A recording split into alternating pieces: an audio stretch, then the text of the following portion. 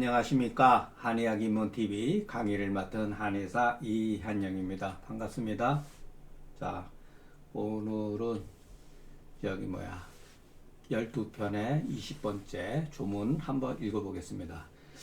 저도 사실 여러분들한테 제가 주제 넘게 무슨 그렇게 대단한 사람도 아니고 그 임상에 이렇게 성공한 사람도 아닌데 이런 걸 가지고 해석을 해야 돼. 내용이 좋으면은 저도 솔직히 얘기해서 좀 신이 나요. 말할 건덕지가 있으니까. 아니 그런데 가뜩이나 능력도 부족한 사람이 글 조문이 이렇게 허접한 경우는 아무리 여기다가 무슨 의미를 붙이려고 해도 붙일 수가 없어요. 예. 그러니까 여러분도 마찬가지로 제 마음이나 사실 이 글을 대하는 여러분들의 마음이 좀 황당한 것을 느낄 수 있다는 마음을 생각을 한번 해봅니다. 자, 제가 예전에 그 책들을 춘추라든가 춘추도 젊었을 때도 읽고 그전엔 좀 많이 덜어 읽었어요. 글을 좋아하는 것들은 계속 반복해서. 그리고 예를 들어서 역사책 가운데 그 자치 통감은 너무나 방대하기 때문에 자치 통감을 줄여가지고 줄인 책이 있어요. 자치 통감 저료가 있어요. 저료. 그러니까 보통 요 일반인들은 그 옛날에 그 자치 통감을 다 읽은 분도 더러 계시지만 기본적으로 자치 통감 저료를 읽어요. 근데 자치 통감을 읽다 보면은 어떤 거를 느끼냐면은 어떨 때는 글들이 굉장히 멋있어요. 정말로 역사책이지만 철학적인 관점, 철학적인 거, 요즘 말로 하면 철학이죠. 철학, 논리 또는 수사, 말하는 거, 그리고 거기 내용의 어떤 도덕적인 어떤 그런 감정, 이런 것들이 아주 그냥 기가 막히게 이렇게 잘 써져 있는 경우가 있어요. 그런데 어느 순간에 가면은 글들이 아주 형편없이 질이 멸렬해요. 이게 왜 그러는가 나중에 보니까, 공부가 나중에 어느 정도 눈이 뜨고 보니까 그 시대에 훌륭한 사람이 나와서 정치를 주도적으로 이끌어 갔을 때에는 역사에 그 기록된 내용들이 정말로 멋있어요. 그런데 한나라 말기 넘어가면서 소위 말해서 삼국시대가 끝나고 위진남북조로 넘어가면서 위진남북조가 한 몇백 년 되죠? 제가 한 400년이 되나 몇백 년 되는데 이 위진남북조 시대에 나라들이 한 30년마다 짧은 경우는 30년, 길면은 100년 이런 나라들이 수십 개의 나라들이 들어섰다 망했다 이럴 때 보니까 이때의 위진남북조 시대의 역사책을 읽다 보면은 정신이 하나도 없어요. 정말로 뛰어난 어떠한 그 인재가 주도적으로 그 정치 일선에서 조금 정치를 리드한다든가 그랬으면은 그 사람들의 언행록이라든가 어떤 식견 같은 것들이 조금 이렇게 멋지게 나올 수가 있는데 여기는 수백 년 동안 전란에 휩쓸리고 그냥 그렇게 그다지 특출난 사람이 인재가 없었기 때문에 글들이 거의 질이멸렬하다는 거예요. 예. 그러니까 글이라고 하는 거 역사책이라고 이것도 볼 수도 있죠. 역사라든가 이런 역사의 어떤 기록 같은 것들이 그 시대에 굉장히 민감하게 반영한다. 그 시대에는 결국 뭐예요? 사람이 주도하는 거잖아요. 사람이. 그러니까 어떤 사람이 주도하느냐에 따라서 그 기록물이 뛰어날 수도 있고 아주 저급할 수도 있다는 거예요. 근데 여러분 객관적으로 이 글을 한번 보세요. 맥이 현삭하고 우리가 그냥 주어진 조건만 본다 그러면은 맥이 현하고 삭하면요 이건 벌써 어떤 급박한 상황이라는 것을 우리가 알 수가 있어요. 보통 맥은 부하면서 미하다든가 부하면서 완하든가 또는 약간 미한 게 이게 정상이에요. 보통은. 근데 맥이 현맥이 있다. 까칠하면서 긴장감이 있다. 거기다 빠르다. 그러면 이건 굉장히 급박한 거죠. 요즘 말로 하면은 뭐 급성열성 질환이라든가 어떤 그 심장 질환이라든가 이런 것도 추측이 될 수가 있죠. 그런데 생뚱맞게 한음이 있으면 아니 맥 가지고도 판단하기가 어려운데 한음이 있다고 하는 것은 증상이 아니잖아요. 이거는 병인의 개념이죠. 병인. 여기는 증상이 없잖아요. 아무것도. 근데 여름과 겨울과 여름에는 치료하기가 어렵다. 이게 뭐죠? 이런 거를 우리가 억지로 해석하고 의미를 부여할 필요가 없다. 다만 여기서 우리가 주목할 만한 것은 왜 이 사람들이 이와 같은 음증이라든가 음병에 이렇게 집착을 했는가. 음병에 대해서. 또 거기다가 한자를 왜 한을 이렇게 개입시켰는가. 한음이라고 했는가. 이게 당시에 그 당시 사람들의 어떠한 병증을 이해하는 하나의 방법론이었다. 물론 저도 이것을 받아들여요. 그러나 이 조문은 굉장히 만족스럽지 못하다. 이렇게 알고 넘어가면 좋겠습니다. 그래서 제가 여기다가 근거 없는 설이다. 맥, 현삭, 유, 한음, 동하, 난치자는 묵은지설이니 믿을 게 못 된다. 저는 제가 느낀 대로 그냥 쓴 것뿐이에요. 여기다가 막 잠깐만 덧붙여봐야 이제 긁어부스럼이 되는 거죠. 만약 한음으로 인한 증상이 나타나거든 마땅히 온약으로서 화할 것이니 어찌 반드시 춘추를 기다릴 필요가 있느냐. 말이 안 되는 거죠. 논리적으로도 일단은 맞지 않는 거죠. 이런 거는. 자, 여기서도 또 이제 또 계속 글들이 막 뭐랄까 질이 멸렬한 상태죠. 여기서는 맥이 침한데 보통 맥이 침하면 어떻게 되죠? 미하거나 약하거나 맥 약하거나 이런 의미. 맥침미, 맥침미세, 맥침약 이런 식으로 표현하죠. 그런데 긴장감이 있다는 거예요. 이거는 우리가 어떤 증상에 관계없이 조심 있게 받아들여야 돼요. 우리가 맥을 눌렀는데 가볍게 눌렀는데 안 잡혔는데 약간 중간 단계로 눌렀어도 별로 그렇게 감각이 없었는데 깊이 맥을 눌렀는데 맥이 굉장히 긴장감이 있다. 이럴 때는 거의 허증보다는 요즘 저기서 실증에 가까워요. 실증.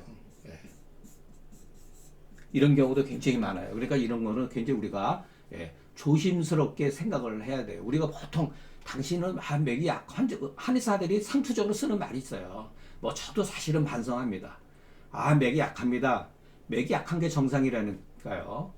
맥이 세면은 그건 비정상이에요. 맥이 부드럽고 약한 게 오히려 좋은 거예요. 맥이 약한 게 큰 병이 별로 일단은 그렇게 급박한 상황이 아니라는 것을 뜻하는 거거든요. 근데 이 사람은 이와 같은 경우는 맥이 침한 상태는 약한 것 같은데 꽉 눌러보니까 맥이 긴장감이 있다는 거예요. 그러면 이거는 뭔가가 이 사람의 병증이 실증이라는 것을 우리가 추측할 수가 있다는 거예요. 다만 이것은 이와 같은 실증 가운데 일부일 따름이죠. 꼭 이것이라고 우리가 단정 지을 필요는 없다. 그러니까 맥침이 현자는 뭐뭇이다. 현음 내통이라고 하는 것은 하나의 증후에 불과한 것이지 이와 같은 상황이 벌어졌을 때 이와 같은 맥상이 나타났을 때 누구나 현음 내통한다고 하는 말은 아니라는 거 우리가 한번 이렇게 폭넓게 생각해 볼 필요가 있습니다. 자, 그래서 제가 누누이 말씀드리지만 글이라는 건 뭐냐? 자기가 느끼는 대로 쓰는 거예요. 자, 맥이 침하다. 이 자체가 글이에요. 맥이 보통 대체적으로 맥이 침하면은 미세하거든요. 침이라는 말 뜻에는 미세가 내포돼 있어요. 그래서 대체다고 이렇게 접두사를 쓴 거예요. 대체적으로 맥이 침하면 미세하거늘 도리어 맥이 침하면서 현한 것은 내 급박한 연고가 있기 때문이다. 이렇게 우리가 추론할 수가 있는 거죠. 이건 추측이에요. 환자를 우리가 봤을 때 이와 같은 생각을 가지고 있어야 된다는 거예요. 그러면은 이 사람에게서 급박한 상황은 무엇인가를 우리가 찾아내야 되죠. 예. 고의들은 다만 급박한 연고로서, 이 조문에서 보면은 급박한 연고로서 현음으로 여겼다. 네, 현음이 아직 발작하지 않으면은 혀파가 은은히 통하고 맥, 침이 현하나 발작하면은 그것이 급증이 될 수 있다는 것을 우리가 짐작할 수가 있다. 그러면은 여러분 막 현음 막 하면은 이게 막 진짜 흉부, 목 부위까지 치밀어 오르면서 굉장히 아프거든요. 이런 것이 혀파통 같은 것들이. 예, 그러니까 이런 거는 우리가 얼마든지 이렇게 추측을 할 수가 있다. 우리가 어느 정도는 추론 같은 것도 합리적으로 하는 것도 중요하다. 그러니까 상황에 따라서 그러면 여기서도 제가 이런 말을 했잖아요. 어떨 때는 그런 미발작, 어떨 때는 미발작하고 어떨 때는 발작하느냐. 그것은 이 사람이 잠재적으로 현음증을 가지고 있던 차에 뭐 스트레스라든가 힘든 일을 하거나 아니면 감기 걸렸다든가 이럴 때는 발작할 수가 있죠. 예. 그렇기 때문에 증상도 현음이 발작하느냐 발작하지 않느냐에 따라서 증상이 심하거나 심하지 않거나 이런 것을 가지고 있을 수가 있다라고 우리가 짐작할 수가 있습니다. 그러니까 뭐 지금까지 제가 똑같은 얘기 한 거예요. 아마 여러분들이 마지막 금기요약 끝날 때 보면은 아마 이런 생각이 들을 수가 있어요. 뭐 그렇고 그런 거네. 뭐 배울 거 하나도 없네. 그게 큰 거 배운 거예요. 배울 게 없다는 사실을 느끼는 거. 그게 굉장히 큰 공부예요.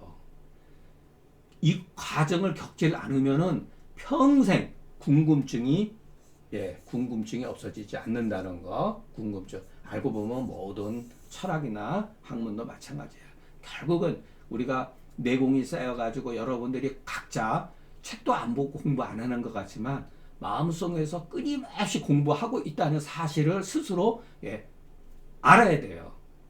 나는 책 보지도 않고 글 공부도 하지 않았다. 그렇지만 세상 사는 그 자체만으로도 사실은 공부가 되는 거예요. 끊임없이 생각할 수밖에 없어요. 환자를 통해서 환자한테 배우는 게 또 얼마나 많아요.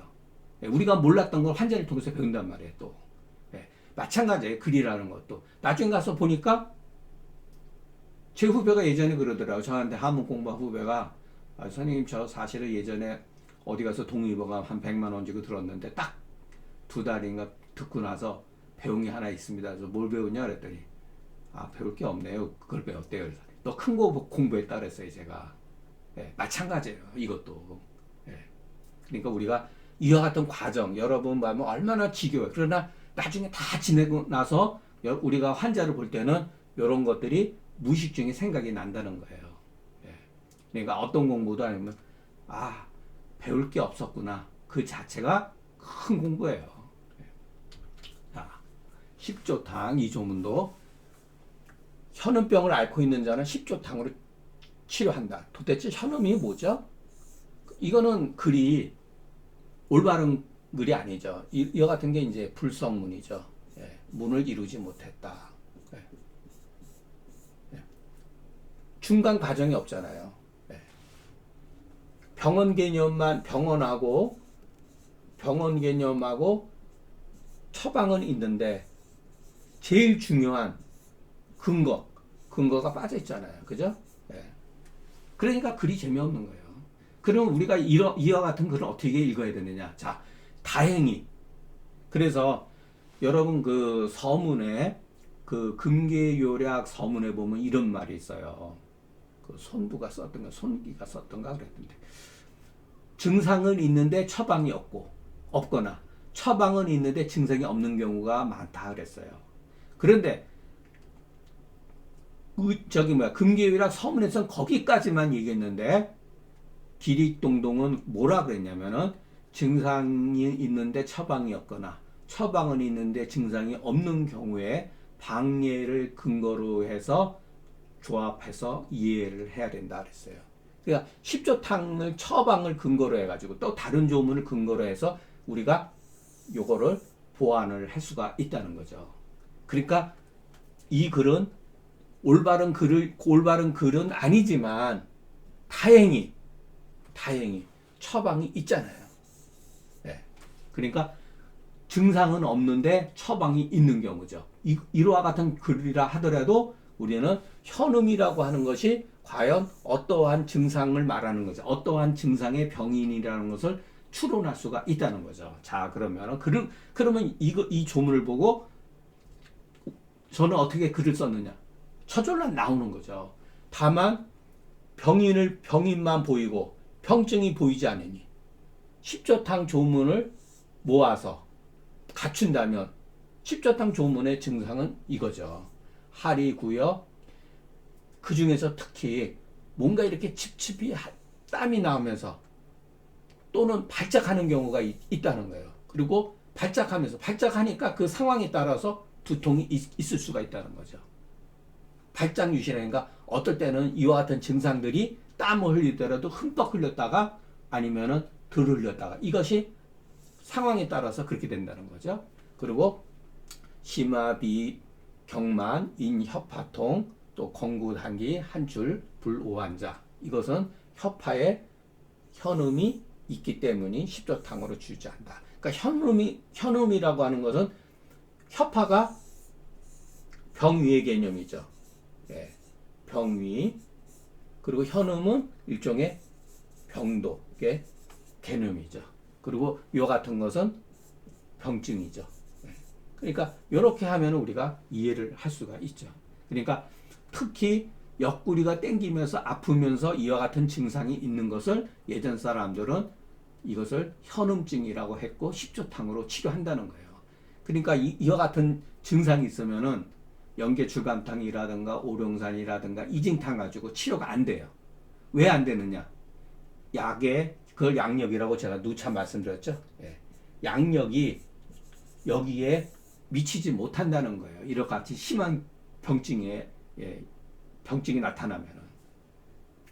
자, 그 정도로 하고 다음 글을 한번 읽어보겠습니다. 또 여기서는 이른병을 앓고 있는 사람은 마땅히 발안해야 된다. 그러면 이른병이라고 하는 건 발안을 시켜야 된다고 그러는데 십조탕 같은 경우는 예를 들어서 십조탕 같은 경우는 이거는 발안시킬 수가 없어요. 바람이나 예를 들어서 이런 식으로 그 무슨 산음시키거나 이 정도 가지고 되지는 않는 거죠. 거의 뭐 하수증을 시켜야 된다는 건데 여기서는 발안이라 그랬으니까 대총령탕으로 치료하거나 소통령탕으로 또한 치료한다. 이 조문이라고 했어요. 그러면 이름이라고 하는 증상은 뭐냐? 이게 사지로 수기가 사지로 나간 거예요. 그러나 대총령탕 쓰거나 소총령탕에는 이게 차이가 있어요. 대총령탕하고 소총령탕은 비슷한 약이라고 생각하시면 안 돼요. 그래서 자 우리가 수기가 흘러서 사지에 돌아가는 것을 이름이니 마땅히 발안해야죠. 수기의 그 병위에 따라서 치료하는 방식이 변하니까 이럴 때는 대총령을 쓸 수가 있어요. 그런데 마땅히 외안을 발안해야 되고 또 내음을 산해야 되는 경우가 있어요. 소청령탕은 심하의 수기증이 또 있잖아요. 외감에 걸린 상태에서 심하의 수기증이 있는 경우는 소청령탕으로 치료해야 된다는 거예요. 대청령탕 가지고는 또 안 되는 거죠.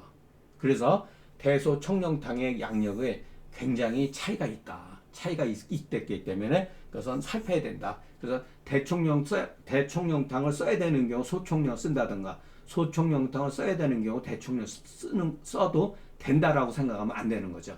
대총령탕과 소총령탕에는 분명히 양력의 어떤 차이가 있기 때문에 주로 대총령탕은 외감에 의해서 예를 들어서 사지가 막 예를 들어서 관절이 쑤시고 저리고 아프면서 약간 호흡곤란, 갈증에 약간 이열로 전이할 수 있는 이런 증상이 있는 반면에 소청령탕은 본래 요즘 말하면 뭐 위내 정수증이라든가 또는 약간 위하수, 위무력증 같은 경우도 소청령탕에 쓸 수가 있어요. 그러니까 위하수라든가 위하수, 위무력증 같은 경우는 무력증은 결국은 뭐냐면은 심하유 수기에 의해서 정수증에 의해서 그 위내 정수증에 의해서 생긴다는 거예요.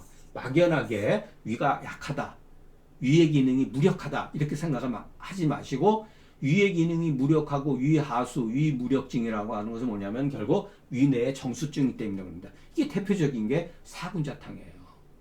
예. 그러니까 사군자탕은 활용할 기회가 굉장히 많죠. 예.